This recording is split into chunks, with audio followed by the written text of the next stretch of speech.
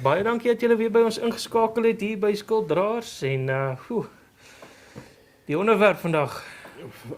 Pyk, die nagmaal en soos julle op die skerm kan sien, hy sê daaronder, dit is 'n mini-doop. En dit is 'n ongelooflike belangrike onderwerp wat eintlik baie afgeskeep word. Ja. En mense verstaan nie hierdie nagmaal soos wat dit moet verstaan word nie, want dit is ongelooflik belangrik. Jy weet, Wynand, daar is sekere dingetjies wat die Here vir ons gegee het, wat vir ons op die oog af nie altyd baie belangrik lyk nie. Maar elke dingetjie wat die Here vir ons gegee het, het 'n diep betekenis. En as jy een van daai goedjies uitgooi, dan kan ek amper sê, bevoeder jy die hele betekenis van die hele nagmaal. En hierso baie diep dingetjies hierso wat ons vandag na gaan kyk. Ja. Wat mense nie van weet nie. Baie mense weet nie van hierdie dinge nie. En ons gaan hom vat van waar die nagmaal as die Paasfees ingestel is, soos Jesus hom verander het, Ja. en hoe alles word so lewendig. Pragtig. Nou kom ons bid dan. Gaan begin ons met die lesing vir vandag. Onse Vader wat in die hemel is, baie dankie vir die wonderlike dag wat U vir ons gegee het. Liewe Here, ek vra dat U ons seëning sal gee deur hierdie baie belangrike onderwerp, liewe Here. Wees saam met die luisteraars, vul hulle met U Heilige Gees en lei hulle in U woord. En ook saam met ons, waar ons hierdie aanbieding doen, dat dit nie ons sal wees wat praat nie, liewe Here, maar U wat deur ons spreek. En ek vra dit in Jesus se groot en wonderlike naam. Amen. Amen. Die nagmaal. Ja, kom ons kyk gou-gou. Heilige nagmaal, nog 'n geleentheid om een met God te kan word in sy reinheid, bloed en in sy vlees. Okay, kom ons spring net gou terug Na die- in geval daar iemand is wat Ja. nie na die doop gekyk het nie. Ja. Die groot ding met die doop was gewees, ek word een met Jesus. Ja, ja.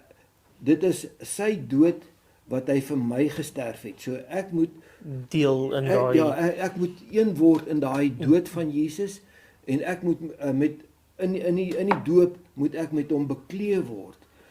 So aangetrek word. Alles wat Jesus vir my gedoen het, moet ek deel word daarvan. En as ons nou na die nagmaal kyk, dan sien ons ek moet deel in sy bloed. Nou in die Paasfees, daar was dit die bloed van die lammetjie, dit was, en tot 'n mate die vlees Ja, ook, want hulle moes hom eet. hulle moes hom ten volle geëet het. Maar alles wat nou staan, was daar alreeds gewees, maar dit het net 'n nuwe metode en 'n nuwe betekenis en 'n nuwe waarde gekry, waarna ons 'n bietjie gaan kyk. Is dit belangrik om dit reg te verstaan en reg te doen? Nou dit is 'n baie belangrike vraag, want as jy gaan kyk na Kain en Abel, daar so in die begin, God het gesê daar moet 'n offer gekom. Maar hy het ook gesê dit moet 'n dieroffer wees. En daar moet dis 'n spesifieke manier hoe die offer moet gedoen word. En nou Kain het gedink, nee, wat hy gaan sommer sy eie ding doen. Hy doen ook 'n offer, maar hy verander baie van die dinge, jy weet hy. Ja, en dit was nie 'n bloedoffer En dis nie 'n bloedoffer. So dit is dis hoe dit gedoen moet word. En dis hoe, en as jy dit nie so doen nie, dan aanvaar hy hom nie. Ja, en hy het sommer dadelik vir hulle gewys watter aanvaar hy, Ja. want Abel se rook het reguit opgetrek, Ja, en Kain se Kain- rook het gedwarrel en die Here wou nie daai offer aanvaar nie. So Hy het dit reguit vir hom gewys. En jy kan dit vat met enige leerstelling. Daar's die manier hoe God dit wil hê, en daar's die manier hoe die mense dit nou doen. Op die verkeerde manier. En dit is nou, en God aanvaar nie die verkeerde manier nie. Hy het sy manier van dinge doen. Ja. Nou kom ons kyk hierso by die nagmaal. Wie dan op onwaardige wyse hierdie brood eet of die beker van die Here drink, sal skuldig wees aan die liggaam en bloed van die Here. Want wie op onwaardige wyse eet en drink 'n oordeel oor hulle self. So as ons nou hierna kyk, dan dink ek enige van ons kykers gaan besef dat dit uiters belangrik is dat ons alles doen soos wat die Here dit voorgeskryf het en nie net voorgeskryf het nie, maar ook vir ons die voorbeeld gegee het. So as hy nie 'n voorbeeld gegee het nie, dan kon ons nog foute gemaak het. Ja, nee. maar nou maar het hy die voorbeeld gegee. En hy het gesê doen dit presies soos wat ek dit gedoen het. En die hele wêreld doen dit eintlik verkeerd, nê. Nee. Dit is so hartseer ja, eintlik. En hulle gee 'n totale ander betekenis aan hierdie hele nagmaal. Het die Jode aan die skadukant deur die Paasfees met Jesus een geword? Ja, want dit is wat ons net nou gesê het, hulle moes die bokkie eet en hulle moes die ongesuurde brode eet. Ja. En daar was 'n groot straf aangekoppel as enigiets nie reg gedoen word nie. Selfs met die bloed op die kusyne, nê. Ja, as die engel verbygekom het en jy die dit bloed nie- was nie daar op die, want dis daai bloed Doodstraf. wat Jesus se bloed voorgestel het. En as dit nie op die kusyn was nie, het jy gesterf. Ja. En by die nagmaal ook, nê. Ja. Kom ons kyk. 7 dae lank moet julle ongesuurde brode eet. Alreeds op die eerste dag moet julle die suurdeeg uit die julle huise verwyder, want elkeen wat gesuurde brood eet van die eerste dag af tot die 7de toe, die siel moet uit Israel uitgeroei word. Ja. Dis 'n belangrike, nie net jy moet hom weg uithaal heeltemal uit jou huis uit die suurdeeg. Ja, vanuit die fees begin totdat hy moet die suurdeeg moenie net uit die brood uit nie, maar hy moet tot uit die huise uit wees. Ja. Dan jy mag geen kontak hê met suurdeeg nie. Okay, ons gaan nou daarna kyk. Hoekom nie? Wat is nie? Want gissing is 'n verrottingsproses. Daar. Met ander woorde, as ek iets eet met gis in, dan sê ek die liggaam van Jesus is verrot. Ja. En as ek sy bloed drink wat deur 'n verrottingsproses gegaan het, dan sê ek die bloed van Jesus is verrot. Oh. En as dit nie oordeel oor jouself eet en drink is nie, dan weet ek nie wat anders dit kan wees nie. Ja, daai verrottingsproses moenie daar wees nie. Ja. Daai gissingproses, daai gesuur, ja. Hoe word dit gestoor vir tyd? Hoe langer hy is, hoe beter is hy, nê? So sê hulle, ek hou niks van die smaak nie. So 7 dae lank mag daar geen suurdeeg in julle huise gevind word nie, want elkeen wat iets eet met suurdeeg in die siel moet uit die vergadering van Israel geroei word, of hy 'n vreemdeling is of 'n kind van die land. Okay, so dit is nou die hoeveelste keer wat die Here dit sê? Ja, die tweede keer. Ja, die tweede keer. En hierdie is die woorde van Elohim. Ja, dit is God self wat hy gespreek het. En hy het gesê, soos jy net nou gesê het, as God 'n ding herhaal, dan is hy super belangrik. Ja, as hy een sê, dan is dit belangrik. Maar as hy hom herhaal, dan sit nou. Ja. Nou moet jy luister. Ja.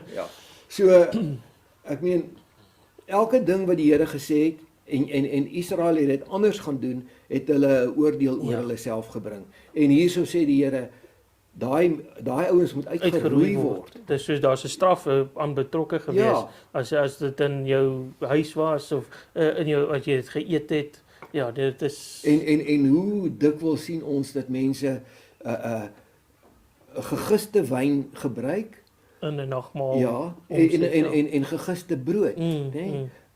So dit is hulle sien nie die Bybelse manier daarvan nie. Nee. Maar tog die Bybel loop oor daarvan. Ja. Kyk nou, kom ons kyk gou-gou wat beteken hierdie suurdeeg. Laat ons dan fees vier. Dit is nou die Nuwe Testament waar nou die fees vier praat nou die nagmaal. Ja, die Paasfees wat nou oorgegaan het na die nagmaal toe. Laat ons dan fees vier nie met die ou suurdeeg of met die suurdeeg van ondeug en boosheid nie, maar met die ongesuurde brode van reinheid en waarheid. So wat is die simbool van hierdie verrottingsproses? Boosheid en ondeug. En ondeug, dit is net Ja, nou jy kan dit nie aan Jesus koppel nie.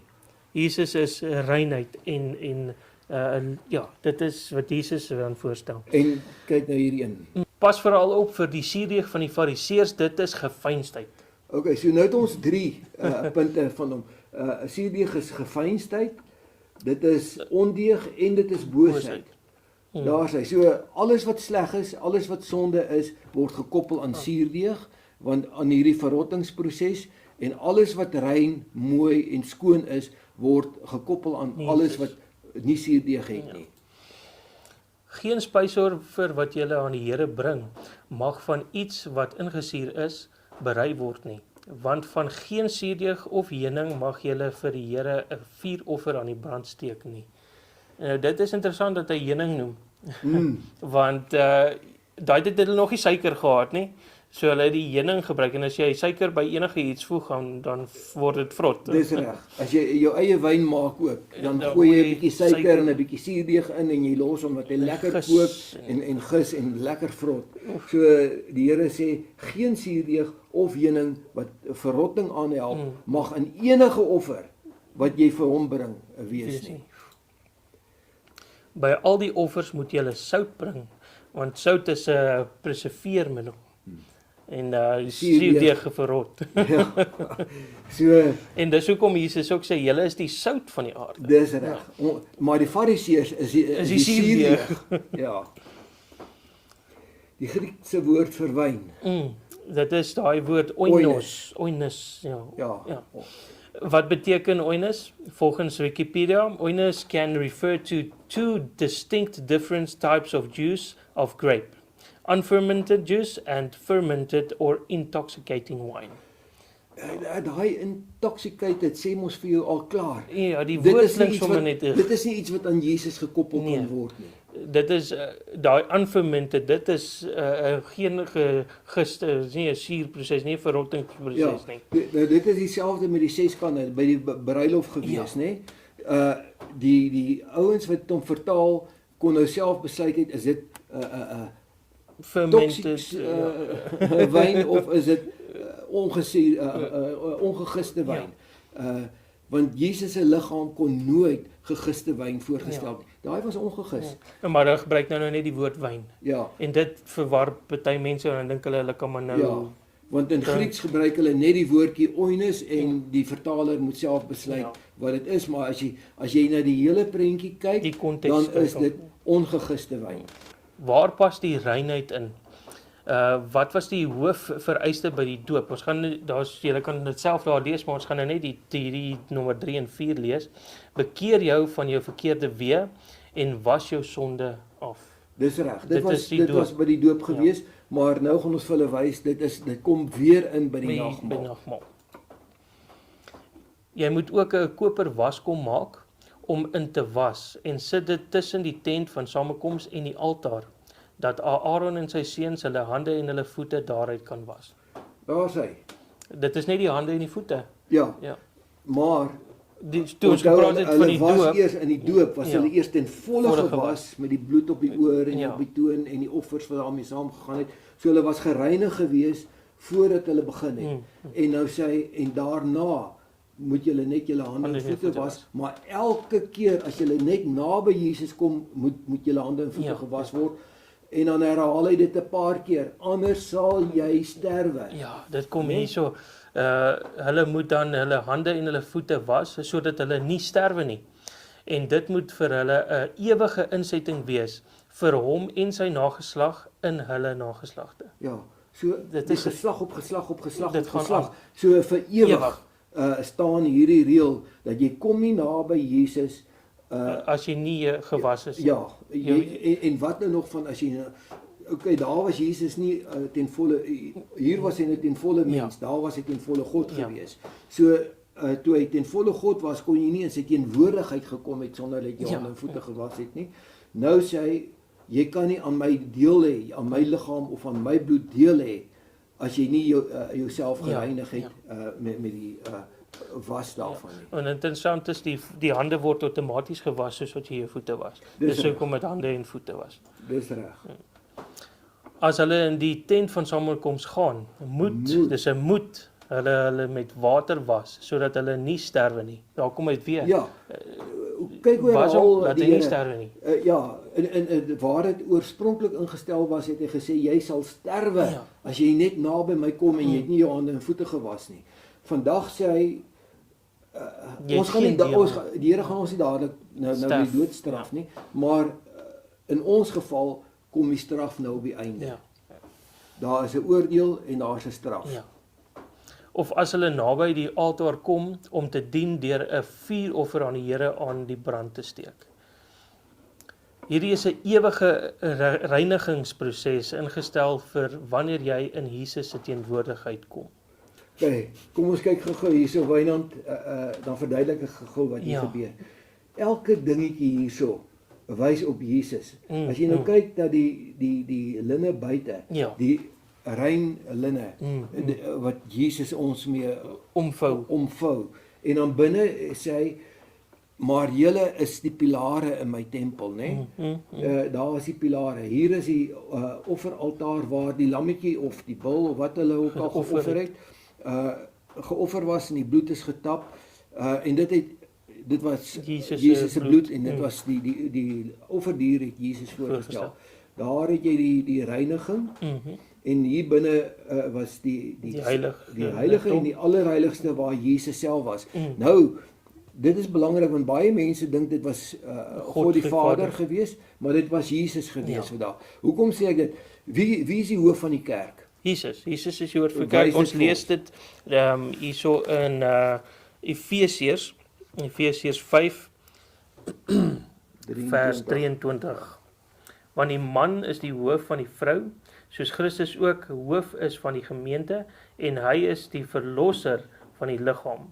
Ja, daar is nou maar een van baie sulke tekste wat sê dat Jesus is die hoof van die kerk. En waar het die kerk begin? Hierdie was alreeds deel van Jesus se kerk gewees, nê? Nou gaan ek jou die volgende vraag vra. Onthou toe Jesus hier gepraat het die Nuwe Testament nog nie bestaan nie. Dit was nou Ou Testament gewees, Al die geskrifte wat hulle gehad het, was van Genesis af tot by Malagi. Ja. So nou die Torah was die eerste 5, Dis reg. Nou wie was die God van hierdie Ou Testament? Ja, dit is ook baie mooi netjies geskryf wat Jesus self vir hulle gesê het in Johannes 5 vers 39. Julle ondersoek die skrifte omdat julle meen dat julle daarin die ewige lewe het en dit is die wat van my getuig. So hier sê Jesus dat die hele Ou Testament getuig van hom. Hy is die God van die Ou Testament. As jy kyk na hierdie heiligdomstelsel, elke dingetjie daar, elke ritueel, elke fees het gedui op die verlossingsplan van Jesus. Nou, van wie het Moses geskryf? En Moses, dit is in vers 46, maar as julle Moses geglo het, sou julle my glo, want hy het van my geskryf.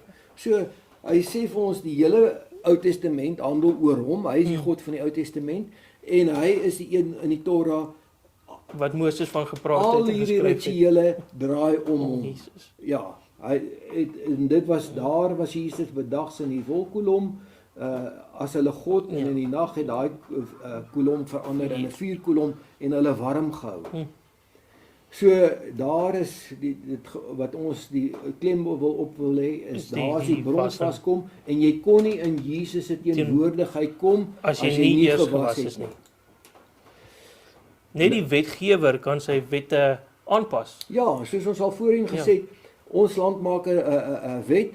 Het ek die autoriteit om daai wet te wysig of te verander? Glad nie. Nee, net die wetgewer kan daai wet wysig. So as daar nou die 'n Paasfees was en hy moet gewysig word, wie alleen kan hom wysig? Net Jesus. Net Jesus, want hy is die wetgewer. Hy is die wetgewer. Hy is die hoof van sy kerk. Alles is oor hom geskrywe. En hy alleen het die veranderings ingebring. Die fees van die Pasga in die bovertrek donderdag aand. Want die Paasfees, hulle het bymekaar gekom juis vir die Paasfeestyd. Ja, die Paasmaaltyd. Die Paasmaaltyd en dit is toe die donderdag gewees. En Jesus het aan die maaltyd opgestaan en sy boklere uitgetrek en 'n doek geneem en dit om hom vasgemaak. Ja. En daarna het hy water in 'n bak gegooi en die voete van die disippels begin was en afgedroog met die doek wat hy omgehad het. Hy kom toe by Simon Petrus en die sê vir hom: "Here, gaan u my voete was?" Jesus antwoord en sê vir hom: "Wat ek doen, begryp jy nou nie." Ja, dit is nou hierdie is belangrik. Ja. Die tradisie daai tyd het gesê of dit was die tradisie daai tyd, hulle het ingekom, Hulle het op kussings gesit en die tafeltjie was baie laag gewees en het was so half om hom gelê en dan het 'n diensknegt gekom en die stof van hulle voete afgewas en voor hulle begin eet. Nou hier lê hulle almal en hulle wonder waar gaan die diensknegt nou vandaan kom want niemand wil die minste wees nie. Almal wil die hoogste wees by Jesus. Wie gaan hulle voete was? En hier kom Jesus. En hy staan toe op en hy begin hulle voete was, maar hy sê vir hulle, julle verstaan nie nou wat ek doen nie. Hier is 'n groter betekenis in dit wat ek nou doen.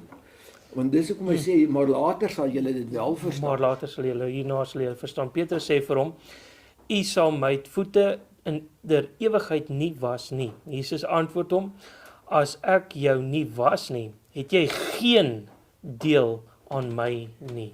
Wow. Dis 'n nou sien jy die belangrikheid van dit. Ja. As jy nie jou voete was nie, Jy sien dan as jy het jy geen deel as jy nie. nie terugkyk waar dit vandaan Ja. kom en hoekom hierdie dinge gebeur het nie, dan het hierdie vir jou amper nie baie waarde nie. Ja. Maar hier sê Jesus, daar het hy gesê jy sal sterwe as jy net in my teenwoordigheid gaan. kom en jou voete was nie gewas nie.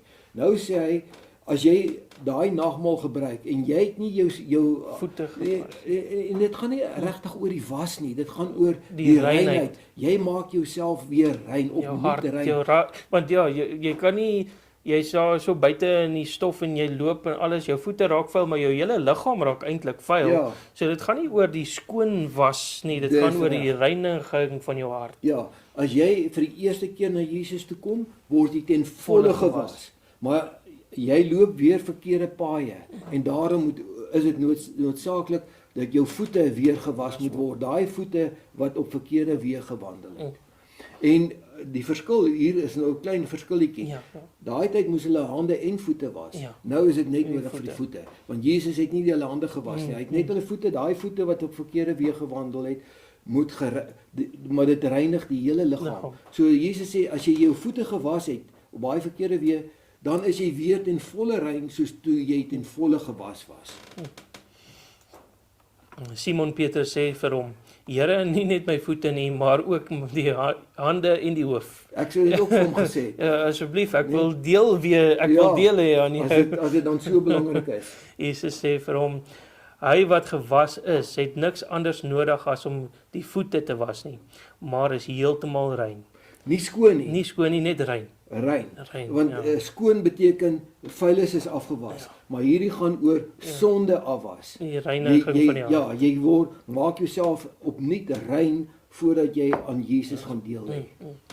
En julle is rein, maar nie almal nie, want daar het hy gepraat van Judas, ja, wat hom sou Want Judas, hy het Judas se voete gewas, ja.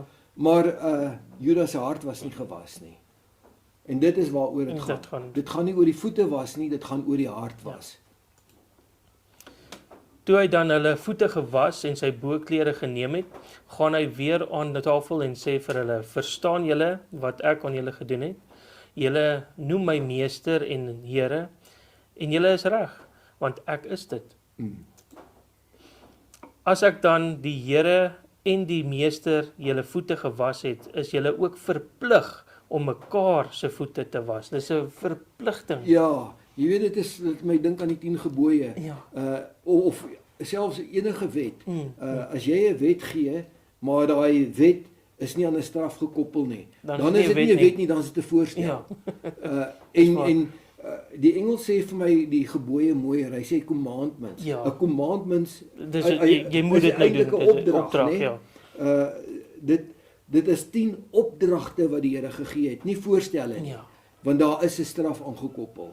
En nou hierso sê hy ook julle is verplig om mekaar se voete te was. En wat word hier aangekoppel? Wat is die straf wat hier aangekoppel word? Sterwe. Dis die doodstraf. Ja. As Jy gaan nie in sy teenwoordigheid kan ingaan as jy nie rein is nie. Ja, en jy kan nie deel hê aan hom nie en dit is om gered te word moet ek een word met Jesus. Ek moet een word in sy begrafnis, in sy opstanding, ek moet een word in sy bloed en ek moet een word in sy vlees en ek moet een word in sy karakter. En om dit te kan doen, moet ek myself elke keer reinig as ek in Jesus se teenwoordigheid kom. Want ek het hulle 'n voorbeeld gegee om net soos ek aan julle gedoen het, ook so te doen. So- Daar is die voorbeeld, presies so, jy weet, ek het nou al gesien, kerke sal, mense sal in die nagmaal deelneem, sonder om hulle voete te gewas het. Of ja, hulle was nie hulle voete, maar hulle sal die brood eet en hulle sal die wyn drink, maar hulle het nie die voete gewas nie. Maar net soos wat Jesus 'n voorbeeld gegee het, moet ons doen, ons is verplig om dit te doen. Dit is 'n belangrike ding. Ja, en die punt ook hierso wat ek weer wil maak is, niemand kan eendag sê ek is onskuldig, ek het dit nie geweet nie. Want as jy jou fokus op Jesus het, dan kan jy mos nie 'n fout maak nie. En soos ons altyd sê, 1 Johannes 2 vers 6, hy wat sê dat hy in hom bly, behoort ook so te wandel soos wat hy gewandel het. Ook en my gunsteling is weer 1 Petrus 1 vers 22 waar hy sê hiertoe is julle geroep om in Jesus se voorbeeld te wandel volgens in sy voetspore te wandel volgens sy voorbeeld. Nee. Jy kan nie anders sê, daar's sy voorbeeld. En hier sê hy dit weer. Ja. Ek het vir julle in alles 'n voorbeeld gegee sodat niemand hoef te twyfel nie. En tog gee dit vir 'n skrifgeleerde en hy kom met 'n beter plan. Die mense moet asseblief ophou na die skrifgeleerdes te kyk en julle moet begin kyk na Jesus en hou julle oë op hom. Hy is ons redder, hy is ons verlosser. Hy wys presies hoe dit moet gedoen word. Daar is 'n mooi prentjie. Hy verduidelik dit baie mooi. Ja, hier is die hele nagmaal, die laattafeltjie, hulle het op kussings gesit en hier Jesus hulle voete gewas. Ja, hy moes net nie 'n boekleed aangehad het nie, nee.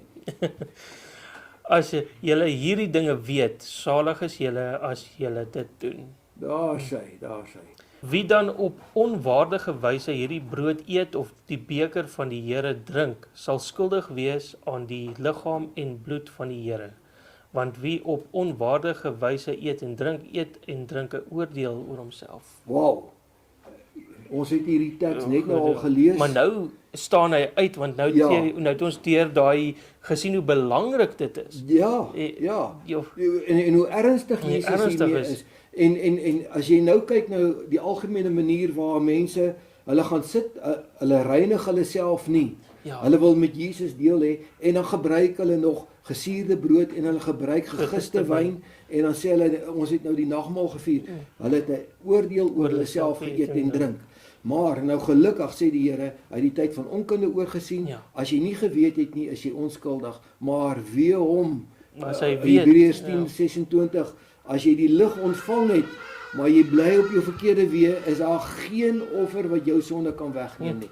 So dit is 'n ernstige dit saak. is so ernstig en dit is so diep en dit is so heilig. En jy doen dit met ontzag. Ja. Of jy los dit. Is die nagmaalviering 'n noodsaaklikheid vir redding? Ja. Dit is Dit is dieselfde met die doop, Ja, nê? is dit noodsaaklik? Hoeveel mense sê die doop was nie 'n noodsaaklikheid vir redding nie. Nou ons het teks op teks hoe vir hulle belangrik gewys dit is. dat as jy nie gedoop is nie, gaan jy nie in die hemel in nie. En hier kom Jesus en hy sê dieselfde. Maar jy kan nie eers die nagmaal gebruik as jy nie eers gedoop is nie, nê? Ja.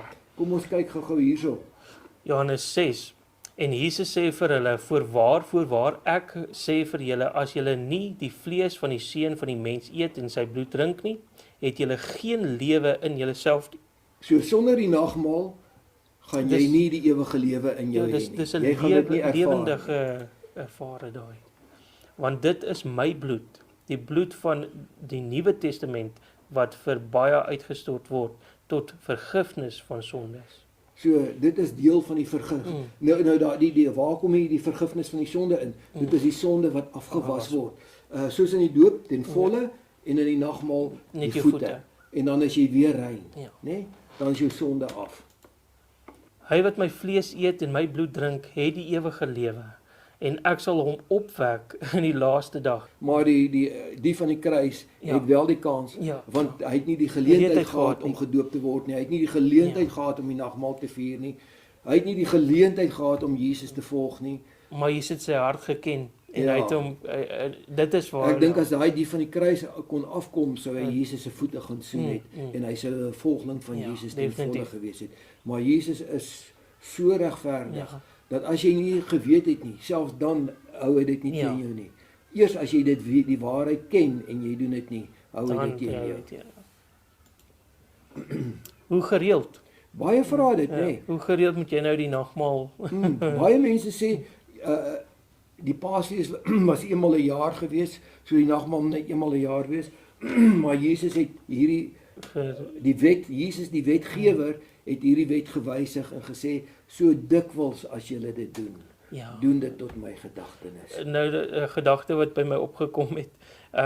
Een van my vriende is Nieu-Seeland en hy sê hy sien dat hy's nou al 'n paar jaar daar, hulle het nog nooit nagmaal gehou nie. En hy vra toe die predikant, wanneer gaan ons nou, dan sê hy, hoekom wil die nagmaal hou? Dis nou in Nieu-Seeland. Ja, Dit is hulle sien dit as jy wil nagmaal hou, wat het jy verkeerd gedoen? Jy weet, hy sê dit is die vibe wat hy gekry Ja. het. Dis hoekom wil jy nog, wat het jy verkeerd en gedoen? wat ek ook nou al Ja. opgetel het, is mense begin dit nou vir die kindertjies ook sommer gee. Ja, voordat hulle, ja, dit Ja, is hulle het nog nie tot bekering gekom nie, hulle het nog nie Jesus aangeneem nie, hulle is nog nie ten volle gewas nie, maar dit wys hoe ligsinnig is hulle oor hierdie nagmaal gebruik. Wat so 'n diep betekenis het, so heilig, en waar Jesus oor en oor sê, as jy hierdie met minagting gaan misbruik, dan kan jy weet dat jy het 'n oordeel oor jouself geëet en drink. En ek wil vir ons kykers sê, dit is iets om ernstig op te neem. Dit is ons redding. As ons Jesus liefhet, dan wyk ons nie af van die voorbeeld wat hy vir ons gegee het nie. En dit is so lekker om dit te doen. Kyk, om iemand se voete te gaan was. Kyk, soos Jesus ook, hy het die minste geword en hy het sy disippels se voete gewas. Dis 'n belangrike Dit is 'n belangrike punt daai. En ons moet ook daai in, want dit is ons is ook maar baie soos die disippels, soos ek is ek gaan nie, jy weet, ek is bietjie beter, ek wil nie daai ou se voete, maar dit is jy moet die minste word. Ja. Jesus het gesê hy wat die minste is sal eendag die meeste wees. En hier gee hy vir ons die geleentheid, want as ek voor jou kniel om jou voete te was, dan sê ek ook vir jou, dit wat ek uitbeeld is ek is jou dienskneg. Ek is die minste. Ek was jou voete. Ek is jou mindere. En dit is waar Jesus ons wil hê. Op ons knieë voor mekaar se voete. Want nie die ek is beter as jy en great white horse nie, nê.